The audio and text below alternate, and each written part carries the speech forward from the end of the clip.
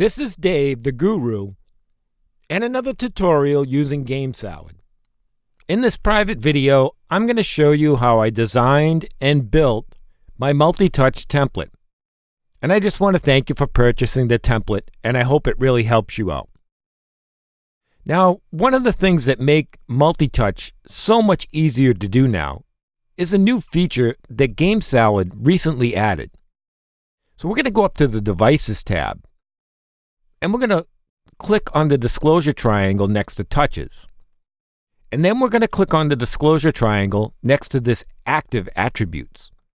And what you're going to see is a series of booleans that categorize each one of the touches. Now, multi-touch used to be something very difficult to do as far as calculating what touch was available, which was critical to how multi-touch works, as you could see that explanation in my first video on multi-touch. So now with these new booleans, Gamesalad has allowed us to see which touches are currently active and which are open. This makes the code so much slimmer when we're going to calculate or build an algorithm to determine what touches are available.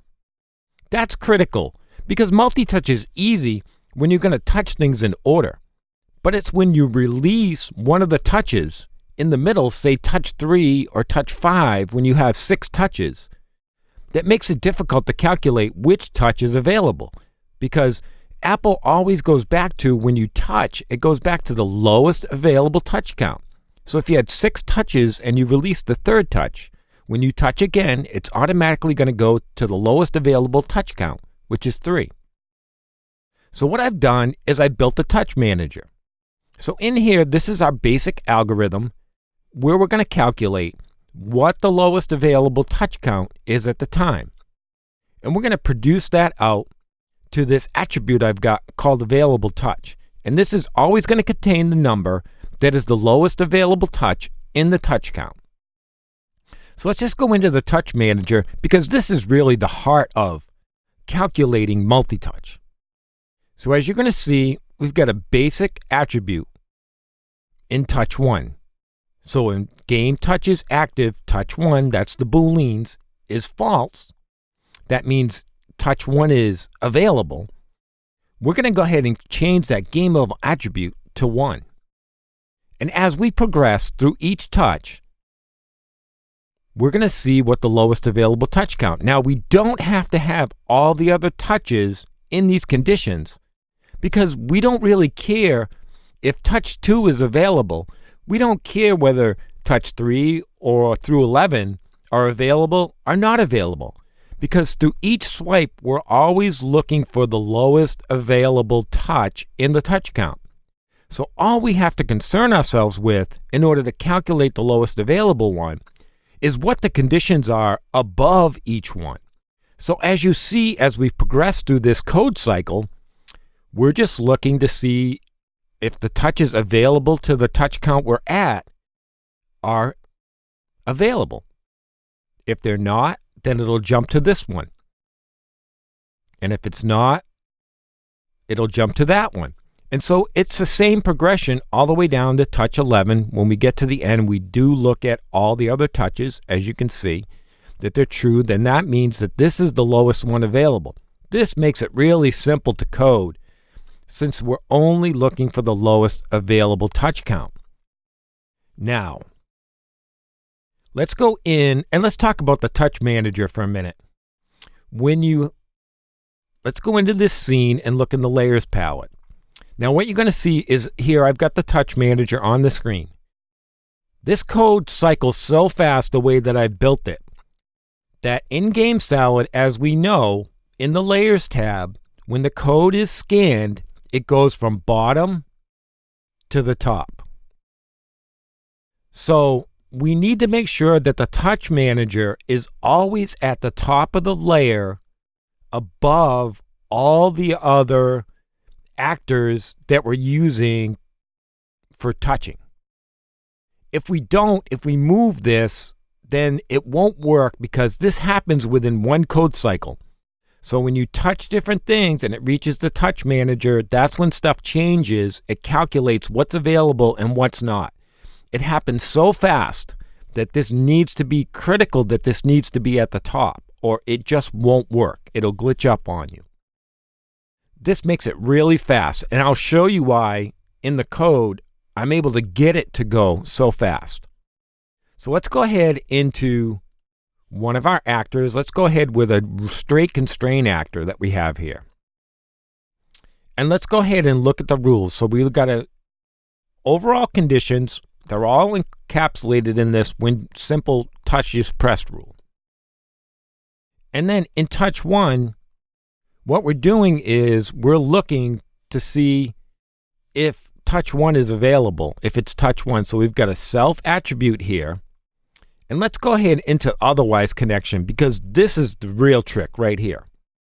So when the touch isn't pressed, otherwise is going to kick in. And so what otherwise is doing is it's constraining this self integer, the touch number, to game available touch. So what happens is that when you touch something, all right, let me get you to follow this.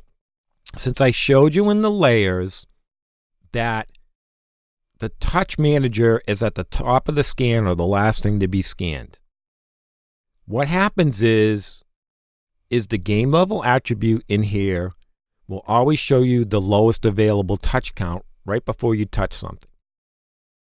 So when you touch it, it cuts off this from being changed, and then grabs on to fires the rule that this boolean is that this integer is currently set to.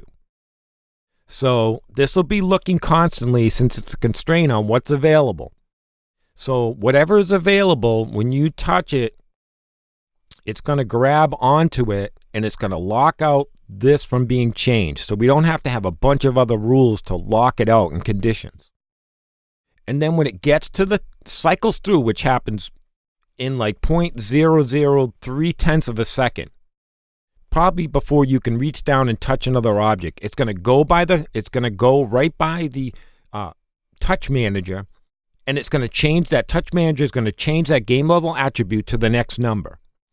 And so when you go to touch again, this self touch number in the other actors is going to be switched to the next available touch count. And then when you release it, it's going to go ahead and quickly reset it to 0, and then go back and looking at what the lowest available touch count. Using this otherwise condition here is the real key to this thing being really fast. So when you touch and lift off, then the way everything's aligned in the code. So basically, all we're doing here is when the self attribute, which is linked to the game attribute that is fed by the touch manager. So when it's 1, we're going to be looking at touch 1, and we're going to be the self position X is going to be connected to game touches touch 1X. Same thing for self position Y, game touches touch 1Y, and as you would expect, 2 through 11. Okay? And here we're doing a straight constrain to the touch position, which basically no collisions or any of that kind of stuff can happen, and there can be overlaps where you'll touch two and actors will collect on each other. But basically, in these rules, you could set any condition you want inside each one of these rules. The sky's the limit. If you're only looking for a particular touch 1, touch 2, touch 3, touch 4. So say you wanted, 3 things to be touched, and then, these 3 things are touched. You could build on another condition and other rules. So basically, what this does is get everything assigned for you. And then these constraint attributes, and you could put anything in here. You could go ahead and say, well, change this number to, 1. So say you wanted 3 things to be touched, and you wanted to make sure that they're touched by 3 separate fingers, and then you wanted a condition to trigger a change of scene or whatever. You could just simply make this change a game level attribute to +1, and then have another one that's when it's touch, change it, to the attribute. You could do numerics up. So when you see 3, the total equals 3, make a condition happen. You can, the sky's the limit only to your imagination and your understanding of coding. That now that you have all the touch assignments, you can just basically go and add anything into these rules. It doesn't necessarily have to be linked to the touch or the mouse, or linked to the velocity, which I'm going to show you in this other actor to keep collisions intact. You can make anything happen. That's the beauty of code. You can code anything to happen based on these conditions. So let's go ahead and look at a touch situation with constraints not used, and we're going to use a trick that we're going to link the actor self velocity to the velocity of your touch. So in other words, the speed at which you move your finger around, the actor is going to actually be pursuing your finger, and it's not actually going to be linked to the mouse position. And by controlling the velocity of the actor instead of a straight constraint to its position, we allow collisions to stay intact. And this is probably a method that a lot of people are going to use. So now basically there are videos out there on using linear velocity to constrain for keeping collisions, but it's just a basic formula. So what I've got here, so you don't have to go through all the different touches and change the multiplier, I've made it a self attribute in here. So you're seeing I've got it set to 60 right now. So what we're doing is we're multiplying game touches minus the self position by 60. So that's going to make the speed. Now, if you want the speed of it, if it's not fast enough for you, or maybe you want it a little slower, you can just go ahead and change this multiplier right here to any number you want until you fine tune it to get it to flow how you want it to flow. And that'll help you keep collisions intact on this, and you can just drop in your collisions, whatever you want. And that'll give you what you want. And the same thing applies here for as far as the touch manager. We want to make sure the touch manager's at the top of the layer above anything you're touching. You don't have to, you're limited to 11 touches, but that doesn't mean you have to have 11 actors on the scene. You can put as many of these actors as you want on the scene and, just grab up to as many as you can. It doesn't matter. They'll all just be assigned a touch count. Now, the really cool thing about this is that these actors, you don't have to do anything to them. They're all set up so that they'll monitor individually. So you can, this basketball is just a duplicate. They're all linked to the prototype. These are all straight, no self attribute modifications. They're all just linked to the prototype actor, and you can just go ahead and option click and drag another one. You don't have to change anything, and they'll all perform to any touch you want. So anyways, this is the basics of how I've built this and how it works. Now remember, 11 touches will work on iOS devices. For Android, because of the limitations of Gamesalad, it can only work for 2 touches. So you can just go ahead and you could leave the code the way it is, or you could just limit it down to 2 touches to make your scan rates, a little better. It's really not a good idea to have extraneous code in there. So you could just go ahead and in here and go ahead and delete all the rest of the touches except touch 1 and 2, and the same in the touch manager. Just go ahead and delete everything except for 1 and 2.